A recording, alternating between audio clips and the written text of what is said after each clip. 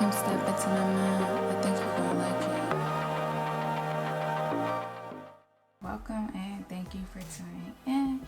So today we are going to get into this book by the one and only. Okay, so everybody's a one and only, but he's just different. Mr. CeeLo Green brought us everybody's brother. And so honestly, I'm gonna just say, like, this book, like, I wasn't surprised. I was not surprised at all. And I say that because CeeLo, like, not everybody who makes music, you can feel their spirit. But with him, like, you feel his spirit. You do. Like, in his music, you feel it.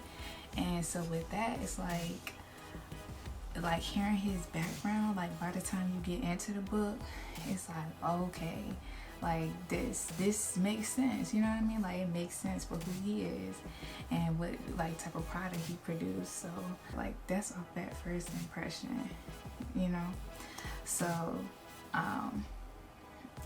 so anywho, so that's that core element of him is just there. It's rooted in that.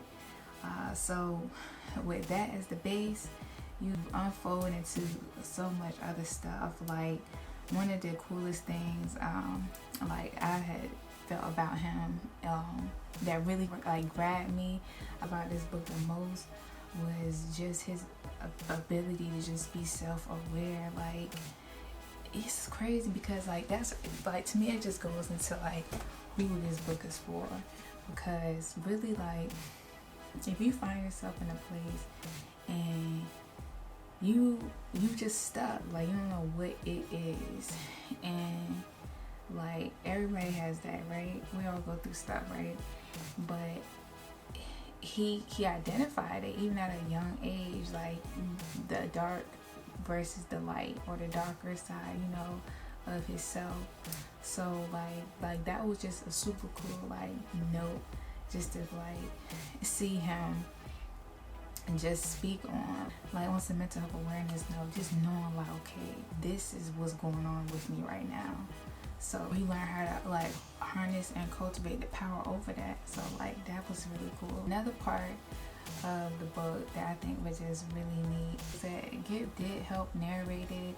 So with that, like, you get his perspective of, like, the Dungeon family and just they coming as a group. And, like, that was cool because with Gibb narrating the book, he also helped, like, co-wrote the book somewhat. Like, he wrote his parts of the story, so you're getting, like, all of that. Like, you'll get CeeLo talking and you'll get Gibb talking. So, like, it's really, really cool. You just really get that visual too. So yeah, just like, that was just it. And then so I close with this. The main takeaway from the book, I just want to read this excerpt from the book, and I'm gonna give y'all, like, my final thought in a second. And I still, in an instant, will protect and defend my right to be exactly who I am. I know now that I am not a mistake and that I have a purpose and a gift from the Creator. But that's a big statement from me, and it took a long time for me to get there. That in itself, it just says so much about his character, and that quote to me showed, like, that true core of, like, how he was able to ground himself and channel his troubles into triumph, because it's easy to get stuck. It's so easy to get stuck. But he constantly, like, when you hear different points throughout his book where he reinvented himself, or when he decided to go with a different group, or, just change up his whole mission, like, okay, I'm gonna just go be a songwriter now. He grounded himself in his purpose.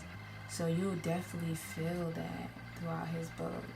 And he just appreciated his gift. We've all had a chance to appreciate his gift as well.